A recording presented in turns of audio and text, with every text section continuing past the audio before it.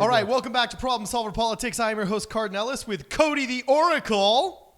Hey, everyone. How's everyone doing? And, it's sticking. It is. People like it, I guess. So. All right, we've actually stuck with the nickname Cody the Oracle. It stands. The audience has spoken. The Vox Populi will be honored. And you will be for here on known as Cody the Oracle. We're going to do a video of his coronation and or his knighting with a sword from Game of Thrones. Next video. We're going too far. We went past it. We can get back. Let's get back to today. So today we're talking about. So today we've got a super awesome video planned. It's very important to a lot of people. And for those that don't consider it important, you should consider it more important than it is in your life because you don't realize how much it affects you. And that is data as a property right. We're continuing on our quest to discuss each one of Andrew Yang's 90-plus policy proposals from his website. And an interesting one we will be discussing uniquely, just this entire podcast today, is data as a property right. All right, so Cody, fill us in. What does Andrew Yang suggest in data as a property right? Well, the biggest thing is right now, obviously, most companies, when they do harvest your data, will ask you at some point for permission. They'll say, hey, do we have permission to go through your contacts? It's probably one of the most popular ones on your phone. You'll see that a lot. Well, Andrew Yang wants to establish data as a property right for individuals, giving them the right to protect how it's collected and used, enhance the ability of individuals to keep their privacy intact while using modern devices and the internet, and enable individuals to share in the economic value generated as a result of their data. That last one's a little bit of all of them. That one's kind of the most interesting to me. But basically the idea of the state saying that, no, you're actually entitled to your data. Like the data they harvest from you, you're entitled, that's your right, and it's protected by the state.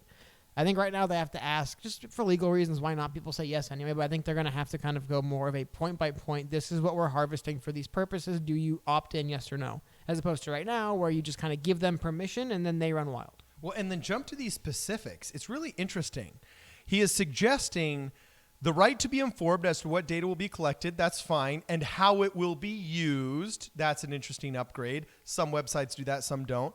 The right to opt out of data collection, fine. The right to be told if a website has data on you and what that data is. That would make online marketing a lot more interesting if you had the right to know what people already know about you. Also, this one I found intriguing, Cody.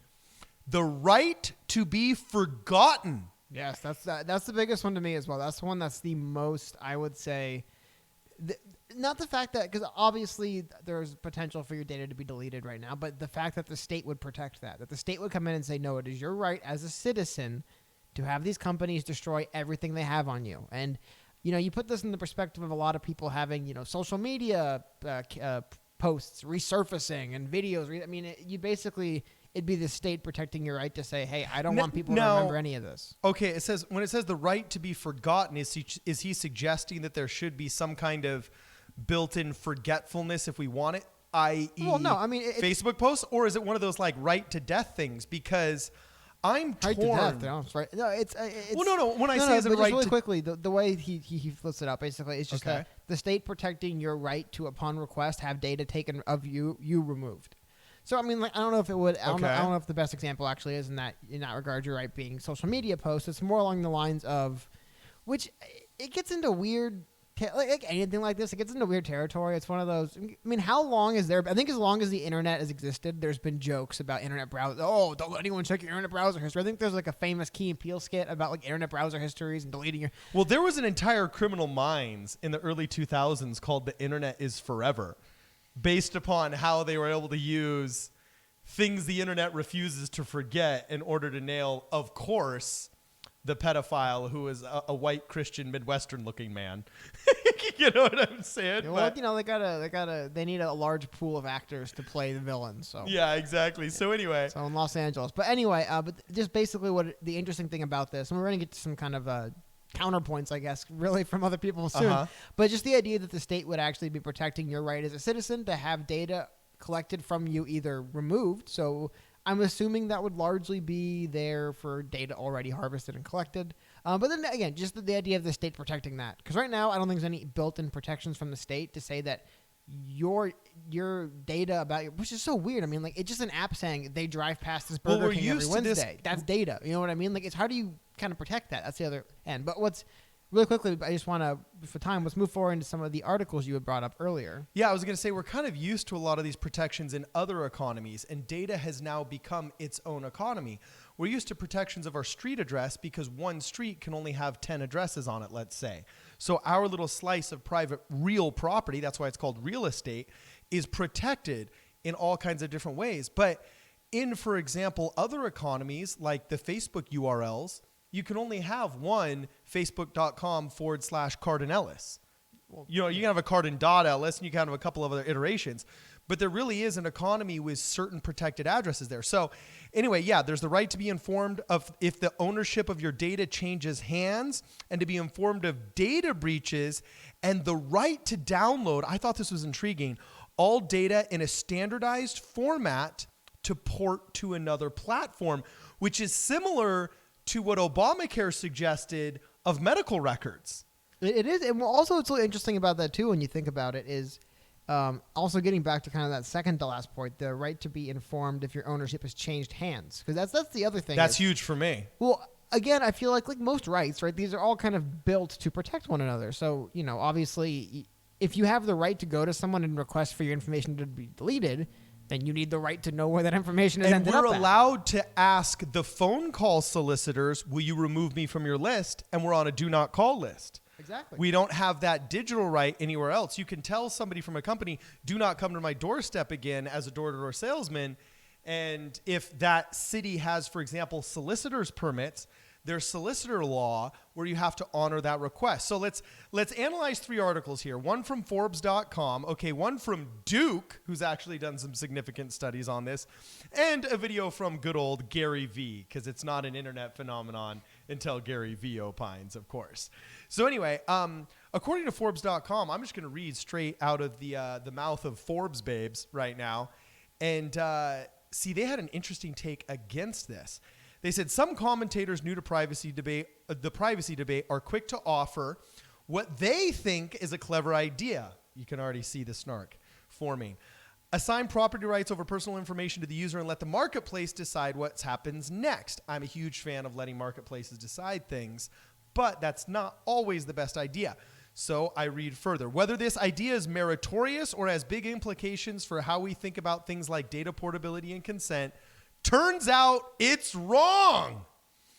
And apparently, in a recent Federal Trade Commission workshop on competition policy, Dennis Carlton and others suggested that defining who has property rights in data is the key to properly analyzing data issues in antitrust laws, and that natural place to start would be that the individual owns all data, including healthcare information and maybe search data as well.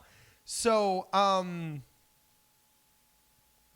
these guys, they don't seem against Andrew Yang. They seem against the marketplace. Well, but again, though, I would say this is, it's the same idea. It's the idea of who actually owns that information. Because, for example, this is a crude way to look at it, but let's say I sit there and I notice, let's say I own a bakery and I notice that every Wednesday somebody walks by with like a bunch of donuts to go to work, and I just, that's data I've collected from them, and I think to myself, maybe on a Tuesday I should remind this person that if they stop by here next Wednesday, I will give them a certain deal to win them over as a customer.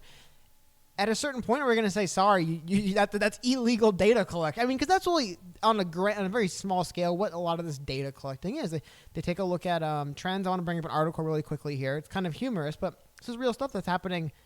Kind of, I'm sure all of us have experienced this ourselves. It's how Target figured out a teen girl was pregnant before her father did. Whoa. And it said every time you go shopping, you share intimate details about your consumption patterns with retailers, and many of those retailers are studying those details to figure out what you like, what you need, and which coupons can make you happy. So again, to the point. However, using this data, going through the article, it's really funny. Basically, using this data, they're able to figure out what pregnant women look like before pregnancy, during, and then after. What are their spending habits? What are their shopping habits? What are their online browsing habits? This is why I think the whole Russiagate conspiracy was such a stupid conspiracy, because what our American marketing algorithms can figure out before we even know it makes what they accused the Russian hackers of doing look like a Boy Scout project. This is crazy. algorithms know a girl's pregnant before she does based upon purchasing habits. Well, That's here, crazy. Listen to this here, a more specific part of the article where they get into what they actually were using. And they said, so as Pohl's computers crawled through the data, he was able to identify about 25 products that when analyzed together allowed him to assign each shopper a pregnancy prediction score. More important, he could also estimate her due date to within a small window. So Target could send coupons timed to very specific states of her pregnancy. One Target employee I spoke to provided a hypothetical example. So take a fictional Target shopper named Jenny Ward, who's 23, lives in Atlanta, and in March bought cocoa butter lotion, a purse large enough to double as a diaper bag, zinc and magnesium supplements, and a bright blue rug.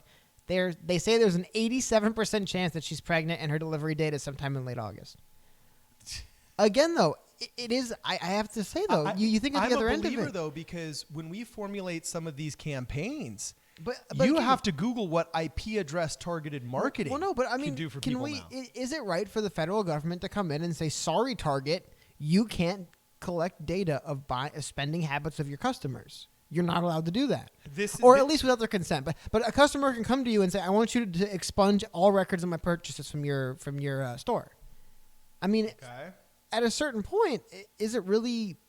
I mean, like I said, they just say, "Well, we know you buy these things." I mean, it feels and also you have to ask yourself, what is open source information? Because, for example, if you own that bakery and you notice somebody buying those 12 donuts every single day, walking in front of your door, you haven't done anything nefarious or out of your norm in order to glean that data.